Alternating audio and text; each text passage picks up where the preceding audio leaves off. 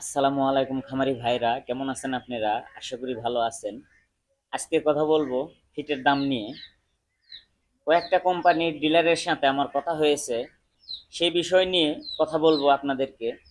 এই ভিডিওর শেষে আজকে মুরগির বাচ্চার রেট কত সেই রেটটাও জানিয়ে দিব। মূল বিষয় নিয়ে আলোচনা করার আগে আমি আপনাদেরকে একটা ভিডিও ক্লিপ দেখাবো। তো চলেন সেই ভিডিও ক্লিপটা দেখা যাক। মুরগির বাচ্চার সিন্ডিকেট, এই রাঘব বোয়ালদের ক্ষমতার উৎস কোথায়?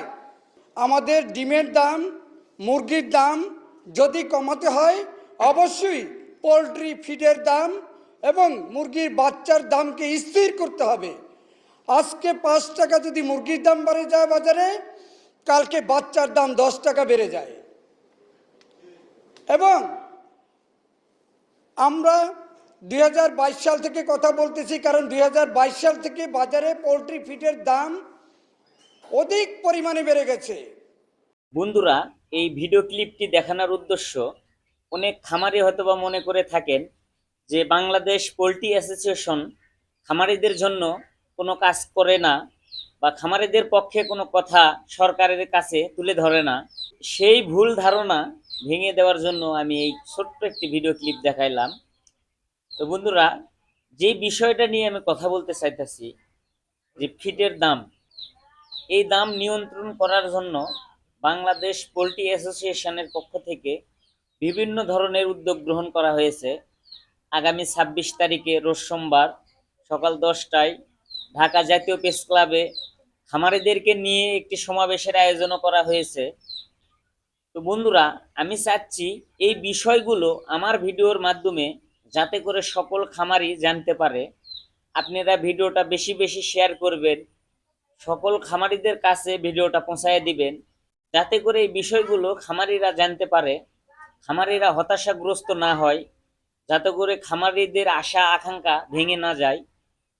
বাংলাদেশের যত খামারি রয়েছে সকল খামারি যদি একসাথে কাজ করা যায়, সাথে যদি পোলট্রি অ্যাসোসিয়েশন যদি খামারিদের পক্ষে কাজ করে, তাহলে সবাই মিলে অবশ্যই আমরা একটা সমাধান আনতে পারবো। সেই সমাধান আশা করি খামারিদের পক্ষে হবে। আমার এই ভিডিওর মাধ্যমে বাংলাদেশে বর্তমানে অন্তর্বর্তীকালীন সরকারের সকল উপদেষ্টাদেরকে আমি আকর্ষণ করতেছি যে আপনারা এই মুরগির বাজারের যে সিন্ডিকেট, এই সিন্ডিকেটগুলো ভেঙে দেন, যাতে করে ন্যায্য মূল্যে খামারিরা ফিড, বাচ্চা, ঔষধ ক্রয় করতে পারে, যাতে করে ন্যায্য মূল্যে বাজারে ক্রেতারা মুরগি ক্রয় করতে পারে।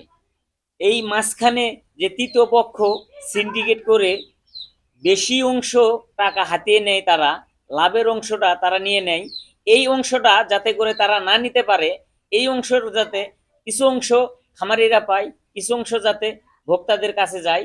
অবশ্যই এই বিষয়গুলো আপনারা নিশ্চিত করেন, তাহলে বাংলাদেশে শান্তি শৃঙ্খলা ফিরিয়ে আসবে। আমি বলতে চাচ্ছি, এই 2024 সালে এসে আমদানি রপ্তানি সম্পর্কে সকলেই জানে, যেই জিনিসের উৎপাদন খরচ কম সেই জিনিসের খুচরা বিক্রয় মূল্য অবশ্যই কমিয়ে যাবে, এটাই স্বাভাবিক।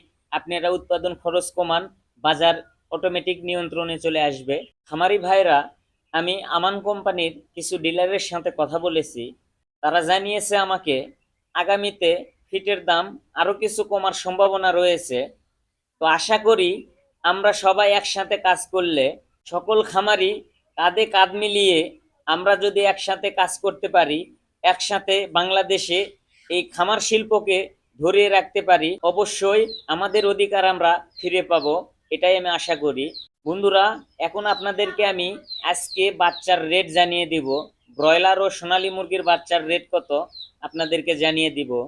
আজকে সোনালী মুরগির বাচ্চার রেট নর্মাল 20 টাকা, ক্লাসিক 24 টাকা, হাইব্রিড 28 টাকা, সুপার হাইব্রিড 32 টাকা।